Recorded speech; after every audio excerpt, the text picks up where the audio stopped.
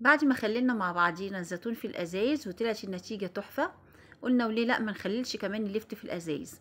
الازايز على طول بتبقى كتيرة عندنا ودايما بنرميها، فليه ما نستغلهاش ونخلل فيها كمان اللفت. السلام عليكم ورحمة الله وبركاته. ازيكم يا حبايبي؟ عاملين ايه؟ يا رب تكونوا بخير ان شاء الله. صباحكم فل وياسمين ورضا من رب العالمين. النهارده ان شاء الله هنخلي اللفت مع بعضينا، وهنخلله بطريقه جديده في الازايز، وكمان مش هنحط له بنجر، هناخد اللون بتاعه منه فيه. تعالوا نسمي الله ونقول بسم الله الرحمن الرحيم ونشوف احنا عملنا ايه. بسم الله الرحمن الرحيم. اللهم صل وسلم وبارك عليك يا حبيبي يا رسول الله. انا جبت اللفت وقبل ما بقطعه بمسكه واقشر مكان الجذور اللي فيه الناشفه، وكمان بشيل العرش بتاعه لاني ما بحبش اخلي العرش بتاعه، وبمسكه اغسله وهو سليم. وبعد ما بغسله بروح مقطعه. قطعيه بقى التقطيعه اللي انت عايزاه، بس لو تحطيه في الازايز تقطعيه تقطيعه صغيره عشان تدخل في الازازه بسهوله. وبحطه في مصفى وبرش عليه معلقتين من الملح، واسيبه ساعه او ساعتين ينزل بس المراره اللي فيه، مش اكتر من كده. بعد كده بقى بجيب ميه بغليها، اي مخللات زي ما احنا متفقين بنغلي الميه وبعدين بنبردها. دي بتدي نتيجه كويسه جدا ان شاء الله في المخللات، وتخليش المخلل يعفن معاكي او يبوظ.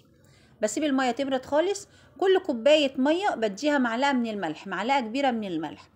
وكمان لو مش متاكده من الملح ممكن تدوقي الميه بالملح تشوفيها حقيقه ولا محتاجه ملح اكتر. انا دلوقتي هعمل ايه؟ هعمل دلوقتي هملى الازايز لحد نصها، نص الازازه، وبعد كده املاها لفت، هتبقى مظبوطه جدا معايا. وممكن طبعا نعمل العكس، ان احنا نملى اللفت الاول وبعد كده ننزل عليه بالميه المملحه اللي معانا.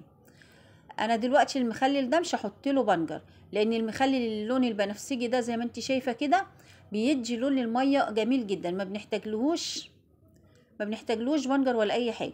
البنجر ده بنحتاجه لما يكون اللفت في اخر السنه واللفت بيبيض، فما بيديناش اللون اللي احنا عايزينه، فبنضطر نحط له بنجر عشان يلون معانا شويه. لكن اللفت ده مش هنحط له بنجر وهيدينا لون تحفه باذن الله، وهنشوف مع بعض دلوقتي. انا جبت فصين توم لكل ازازه.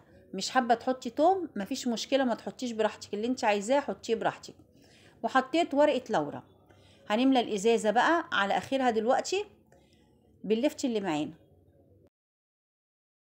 زي ما انت شايفه كده كل ما بنديها لفت بتقبل وبتاخد لحد الازازه ما تتملي على اخرها.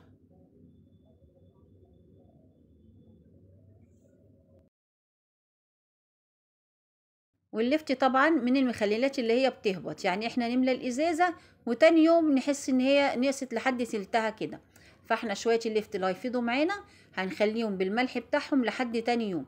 تاني يوم هنكمل بيهم الازاز بتاعتنا تاني، لان اللفت اللي معانا زي ما قلت لك هيهبط وهنحتاج نكمل الازاز. دلوقتي احنا ملينا الازازه بقى وهنقفلها ونشيلها. اللفت في الازاز او التخليل في الازاز عامه نتيجته بجد جميله جدا. ساعه ما جربتها في الزيتون عجبني جدا جدا جدا بصراحه، اداني نتيجه للزيتون هايله. المخلل بيتكمر كمره كويسه في الازايز وما بيتهواش. وساعه ما بنحتاج نفتح ازازه بنفتح الازازه بنقطعها وبعد كده بنرميها، ما احنا كده كده كنا هنرميها ومش محتاجينها اصلا. ان شاء الله انا فتحت على الزيتون اللي هو كان في الازايز في الفيديو بتاع البيتزا. لو عايزين تشوفوا زيتون ساعه ما فتحت عليه ممكن اسيب لكم اللينك بتاعه في صندوق الوصف باذن الله. وكده بقى احنا ملينا الازاز اللي معانا اهو بالميه، والازازه دي كنت ملياها لفت قبل ما احط الميه، يعني ممكن نحط لفت الاول وممكن نحط الميه في الاول مفيش مشكله. هكملها لفت بقى واحط لها الميه بتاعتها.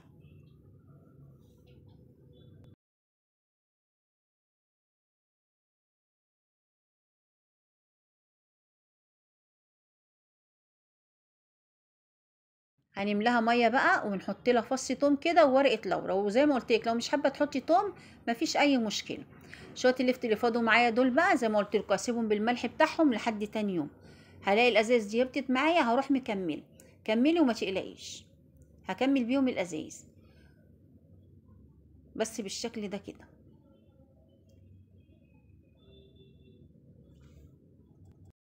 وده الزيتون بتاعنا اللي كنا مخللينه، وكنا مخلين في البطرمانات وكنا مخلين في الازايز، لان كان اول مره نخلل في الازايز ومش عارفين النتيجه تطلع ايه.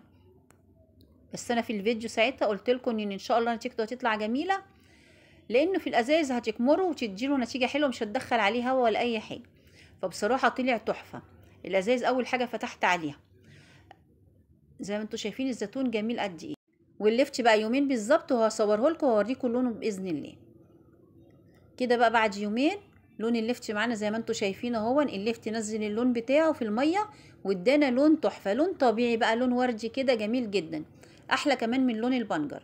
زي ما قلت لك البنجر لو عايزه تحطي بنجر لللفت يبقى على اخر السنه كده يكون اللفت ابيض وما فيهوش اي لون، لكن اللفت دلوقتي جميل جدا ولونه تحفه، بيديكي لون جميل جدا باذن الله. والزيتون بتاعنا هو وريهولك برضو مستوي وزي الفل من غير نقع ولا شق، في منتهى الجمال وطعمه تحفه. وان شاء الله كمان ممكن نقفل عليهم ونخليهم باذن الله رمضان. يلا بقى لو عجبك التخليل في الازاز ان شاء الله ما تنسيش تدخلي قناتي، تعملوا لنا لايك وتعملوا لنا اشتراك، وبالهنا والشفا، صباحكم فل.